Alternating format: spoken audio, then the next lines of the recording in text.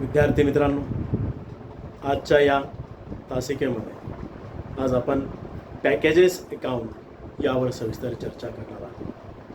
Packages and containers account म्हणजे संवेष्टन आणि संग्राहकाचे खाते लेखे यावर आज आपण सविस्तर अशी चर्चा करणार आहोत.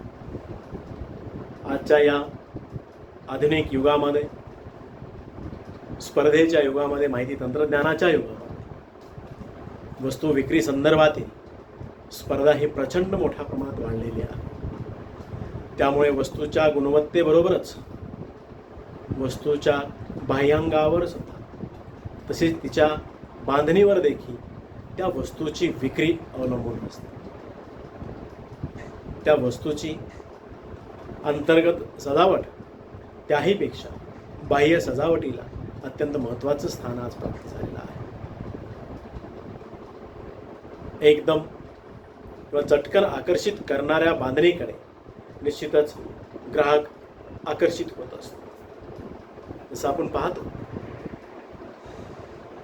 आज मार्केटमध्ये वेगवेगळ्या प्रकारची चिप्स असतील किंवा इतरही काही वस्तू पॅकिंगमध्ये मिळत असतील.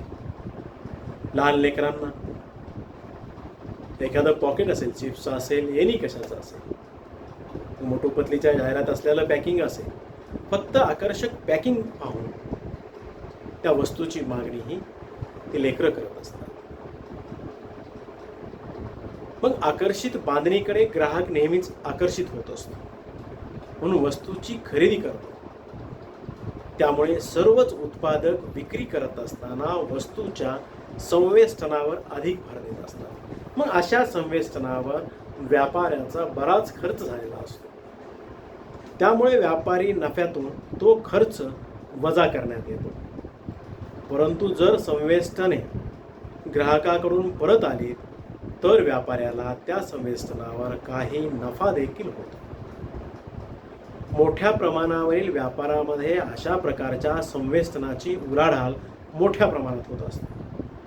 म्हणजे कंटेनरच्या बाबतीमध्ये मोठमोठे पॅकिंग कंटेनर्स, मग त्याच्यामध्ये ऑइल असेल, इत्यादी मटेरियल असेल. मग त्यामुळे संवेष्टनातील नफा तोटा जाणून घेण्यासाठी संवेष्टन खाती लिहिण्यात येतात, म्हणजे पॅकेजेस अकाउंटिंग तयार करण्यात येतात. मग बऱ्याच वेळेस वस्तू एका देशातून दुसऱ्या देशामध्ये देखील विक्रीसाठी पाठविण्यात येतात. तेव्हा त्या वस्तूंची अधिक मजबूत बांधणी केली जाते. संग्राहकाद्वारे कंटेनर्स या वस्तू विदेशात त्याच्या मार्फत पाठवण्यात येतात. मग अशा संवेष्टनावर आणि संग्राहकावर उत्पादकाने केलेला खर्च देखील वस्तू विक्रीच्या वेळी निश्चितच तो विचारात घेणे अत्यावश्यक असते. बऱ्याच वेळेस एका देशातून दुसऱ्या देशामध्ये आपण माल पाठवत असतो.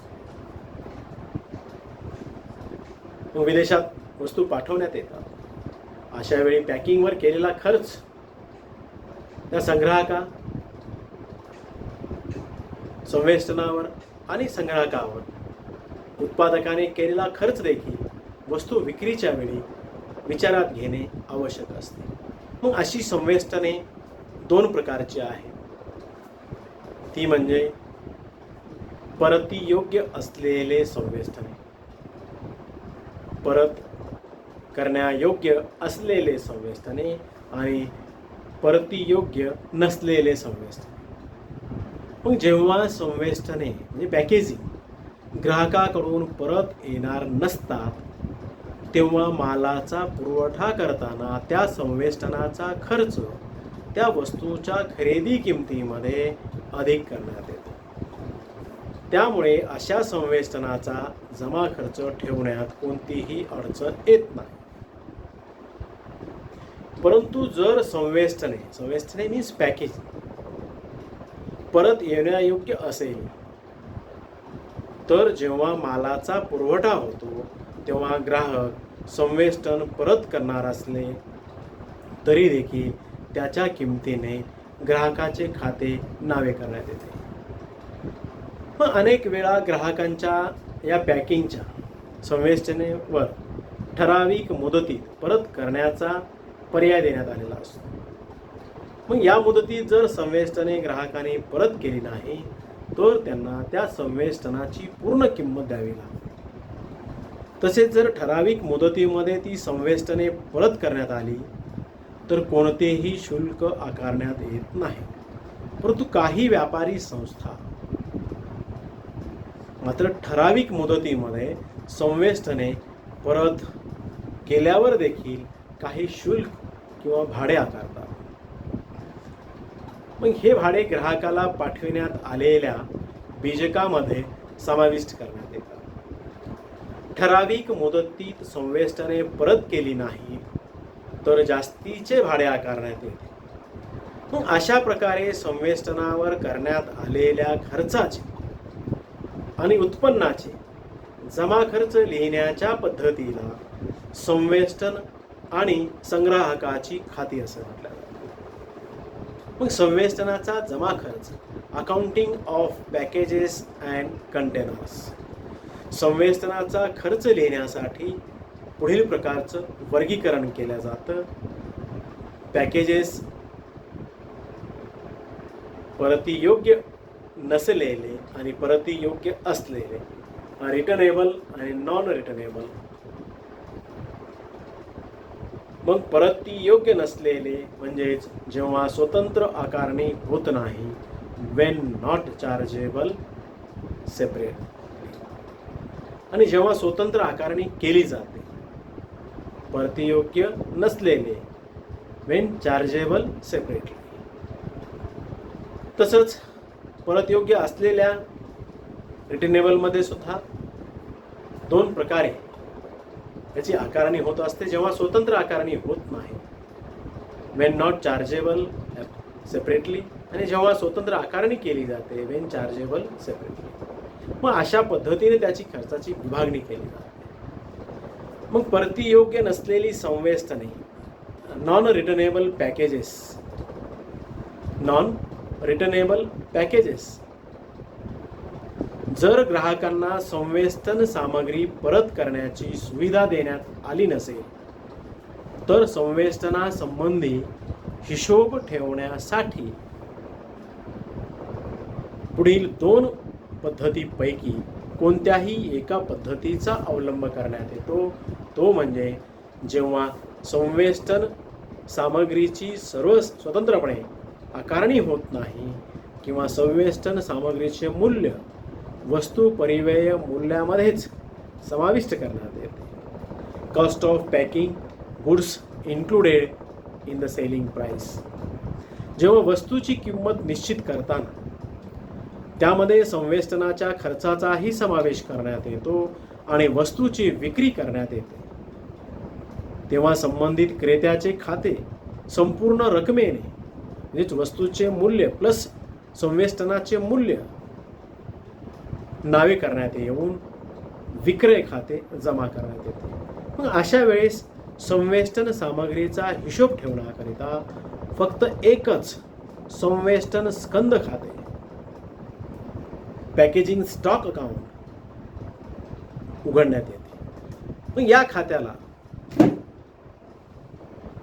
या खात्याच्या नावे डेबिट बाजूवर संवेष्टनाचा प्रारंभिक स्कंद आणि खरेदी लिहिण्यात येते. तसेच जमा बाजूवर संवेष्टनाचा संवर्ण स्कंद लिहिण्यात येतो. संवेष्टन स्कंद खात्यावर येणारे अधिक्य हे उपयोगात आणलेल्या संवेष्टनाचे आणि किमतीचे असून ते नफा तोटा खात्यावर स्थानांतरित केले जाते. मग ज्या वेळेस जेव्हा संवेष्टन सामग्रीची स्वतंत्र आकारणी करण्यात येते किंवा संवेष्टन सामग्रीचे मूल्य वस्तूच्या किमतीमध्ये समाविष्ट करण्यात येत नाही, अशा वेळेस cost of packing goods not included in the selling price. मग जेव्हा वस्तूच्या किमतीमध्ये त्या संबंधी संवेष्टन सामग्रीवर असलेल्या खर्चाचा समावेश करण्यात येत नाही, जेव्हा वस्तूच्या किमतीमध्ये त्यासंबंधी संवेष्टन सामग्रीवर असलेल्या खर्चाचा समावेश करण्यात येत नाही. म्हणजेच ग्राहकाला देण्यात येणाऱ्या बीजकामध्ये, त्या बिल्समध्ये संवेष्टनाचे मूल्य वेगळे लावण्यात येते. पण अशा प्रसंगी संवेष्टन सामग्रीचा हिशोब ठेवण्याकरिता एक स्वतंत्र संवेष्टन खाते, पॅकेजेस अकाउंट तयार करण्यात येते. मग या खात्याच्या नावे बाजूवर संवेष्टन संग्रहकाचे प्रारंभिक स्कंध आणि खरेदी दर्शविण्यात येते. तर क्रेडिट बाजूवर, जमा बाजूवर संवेष्टन विक्री व संवरण स्कंधाची राशी लिहिण्यात येते. पण संवेष्टनाचे विक्री मूल्य साधारणतः खरेदी मूल्यापेक्षा जास्तीचे असते. म्हणून या खात्याचे आधिक्य हे प्रॉफिट अँड लॉस अकाउंटच्या खात्याचे जमा बाजूवर स्थानांतरित करण्यात येते. त्यासोबतच दुसरा प्रकार म्हणजे परती योग्य असलेले संवेष्टन, रिटर्नेबल पॅकेजेस. रिटर्नेबल पॅकेजेस, परत करण्यायोग्य असलेले पॅकेजेस, संवेष्टन. ग्राहकांना जेव्हा संवेष्टन सामग्री परत करावयाची सवलत दिली जाते तेव्हा निश्चित कालावधीमध्ये संवेष्टन सामग्री परत केल्यास ग्राहकाचे खाते जमा करण्यात येते. मग यासंबंधी हिशोब ठेवण्याच्या 2 पद्धती अस्तित्वात आहेत. त्या म्हणजे नंबर 1, जेव्हा स्वतंत्र आकारणी होत नाही, वेन नॉट सेपरेटली चार्जेस, किंवा संवेष्टनाचे मूल्य वस्तूच्या किमतीमध्ये समाविष्ट असते, cost of packing goods including in the selling price. मग यामध्ये संवेष्टनाचे मूल्य वस्तूच्या परिव्यय मूल्यामध्ये समाविष्ट करून एकूण मूल्याने ग्राहकाचे खाते नावे व विक्री खाते जमा करण्यात येते. मग ग्राहकाद्वारे संवेष्टन सामग्री परत करण्यात आली तर विक्रय परतीचा लेखा तयार करण्यात येतो. तर संवेष्टन सामग्रीचा हिशोब ठेवण्याकरिता संवेष्टन स्कंद तयार करण्यात येतो. विद्यार्थी मित्रांनो, संवेष्टन मीन्स पॅकेजिंग मटेरियल, बॉक्स असतील, कंटेनर्स असतील, एनी पॅकेजिंग, या खात्याचे नावे बाजूवर संवेष्टन दुरुस्तीवरील खर्चाची रक्कम दर्शविण्यात येते. मग जमा बाजूला नष्ट झालेल्या संवेष्टनाचे मूल्य संवेष्टनाकरिता योग्य नसेल त्या सामग्रीचे अपलेखित रिटर्न डाऊन व्हॅल्यू मूल्य व संवेष्टन संवरण स्कंधाचे मूल्य लिहिले जाते. यामध्ये ग्राहकाकडून येण्याजोगे व मुद्दामात असलेल्या दोन्ही, म्हणजे गोदामात असलेल्या दोन्ही स्कंधाचा विचार करण्यात येतो. तदनंतर त्या खात्याचे संतुलन करून आधिक्य नफा तोटा खात्याला स्थानांतरित करण्यात येतं. मग यामध्ये संवेष्टन स्कंध खात्याचे प्रारूप विद्यार्थी मित्रांनो मी आपल्यासमोर ठेवणार आहे. Packages and containers stock account, यामध्ये डेबिट साईडला डेट पर्टिक्युलर क्वांटिटी रुपीज आणि क्रेडिट साईडला डेट पर्टिक्युलर क्वांटिटी रुपीज अशा प्रकारची आखणी केल्यानंतर सुरुवातीला पॅकेजेस अँड कंटेनर्स स्टॉक अकाउंटमध्ये सुरुवातीलाच लेफ्ट साईडला म्हणजे डेबिट साईडला to balance brought down with customers in godown, त्याची क्वांटिटी लिहितो आणि त्याची रक्कम लिहितो. परत टू कॅश और बँक म्हणजेच परचेजेस या ठिकाणी लिहितो आणि बाय कॅश और बँक रिपेअर्स ते या ठिकाणी दर्शवत असतो. तर क्रेडिट साईडला by profit and loss account quantity आणि rupees, value of destroyed stolen of packages. त्यानंतर by balance carried down with customer in godown, quantity आणि अमाऊंट या ठिकाणी लिहितो. आणि लास्टला बॅलन्सिंग फिगर काढत असताना by profit and loss account ब्रॅकेटमध्ये बॅलन्सिंग फिगर लिहितो, ती रकमेमध्ये लिहितो. पण जेव्हा या संवेष्टनाची म्हणजे पॅकिंगची किंमत ग्राहकांना आकारलेल्या विक्री मूल्यात समाविष्ट असते जेव्हा पॅकिंगची किंमत ग्राहकांना आकारलेल्या विक्री मूल्यामध्ये समाविष्ट असते त्यावेळेस जमा खर्चाच्या कीर्द नोंदीमध्ये काही नोंदी करण्यात येतात. त्या नोंदी म्हणजे संवेष्टन खरेदी करण्यासाठी. जेव्हा संवेष्टनाची किंमत ग्राहकांना आकारलेल्या विक्री मूल्यामध्ये समाविष्ट असते त्यावेळेस जमा खर्चाच्या कीर्द नोंदी ह्या पुढील प्रमाणे केल्या जातात. त्या म्हणजे संवेष्टन खरेदी करण्यासाठी. For purchases of containers stock account DR to cash और बँक और क्रेडिटर्स अकाउंट अशा पद्धतीची नोंद. मग संवेष्टनासह जर वस्तूची खरेदी केली असेल तर त्यावेळेस for sale of goods in containers sundry debtors account DR to sales account अशा पद्धतीची या ठिकाणी नोंद होते. त्यानंतर ते पॅकिंग मटेरियल संवेष्टन जर परत आलं फॉर कंटेनर्स रिटर्नर बाय कस्टमरकडून ते संवेष्टन परत आल्यानंतर sale return account DR to sundry debtors account अशा पद्धतीची आपण नोंद करतो. यासोबतच त्या पॅकिंगवर काही दुरुस्तीचा खर्च झाला असल्यास फॉर रिपेअर टू कंटेनर्स मग अशा वेळेस containers stock account DR to cash और बँक अकाउंट अशा पद्धतीची नोंद आपण करत असतो. यासोबतच पाचवी नोंद म्हणजे संवेष्टनाची पॅकिंगची आकस्मिक काही हानी झाल्यास जसे आग झाली असेल, चोरी असेल किंवा मरीनमध्ये ते बुडालं असेल अशा वेळेस for abnormal loss to containers or account of fire ETC. Profit and loss account DR to containers stock account अशा पद्धतीची आपण सहावी नोंद करत असताना संवेष्टनाचे अंतिम स्कंद त्याकरिता नोंद करत असतो. For stock at the end of accounting year मग stock with customers account debit, stock in warehouse account debit to containers stock account अशा पद्धतीची नोंद आपण संवेष्टनाचं पॅकिंगचं अंतिम स्टॉक काढण्यासाठी क्लोजिंग स्टॉक काढण्यासाठी ही एंट्री करत असतो. आणि सातवी आणि महत्त्वाची नोंद संवेष्टन स्कंद खात्याची शिल्लक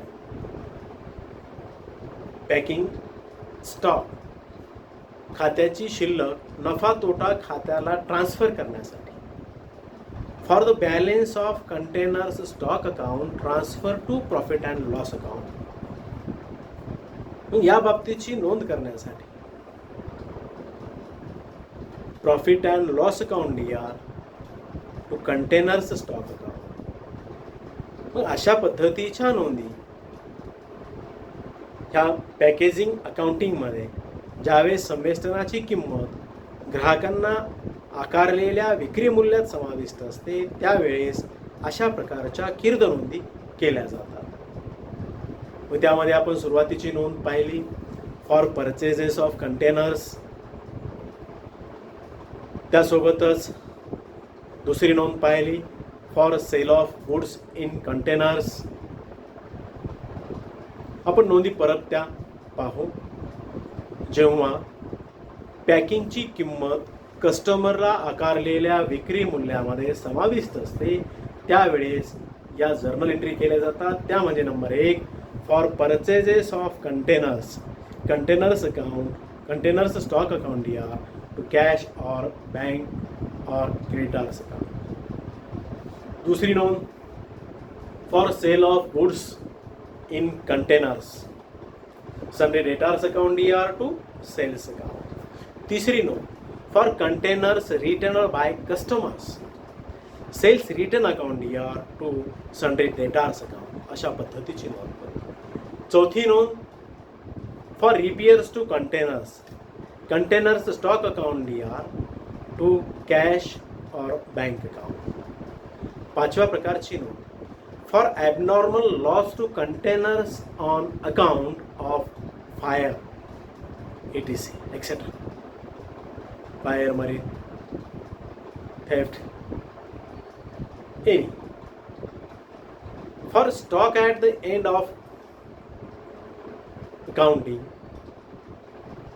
here for abnormal loss to containers on account of fire, theft and marine ETC. Profit and loss account लिहा टू कंटेनर्स स्टॉक अकाउंट, अशा प्रकारची नोंद करतो. 6वी नोंद, for stock at the end of accounting year. संवेस्थनाचे अंतिम स्कंधाकरता करण्यात येणारी नोंद, stock with customers account debit, stock in warehouse account debit to containers stock account, अशा पद्धतीची नोंद करतो. आणि शेवटची 7वी नोंद, for the balance of containers stock account transfer to profit and loss account, profit and loss account debit to containers stock account. अशा पद्धतीच्या पॅकेजिंगमधल्या आपण जर्नल एंट्री आणि महत्त्वाची कन्सेप्ट पाहिल्यानंतर आज आपण याच ठिकाणी थांबू. धन्यवाद.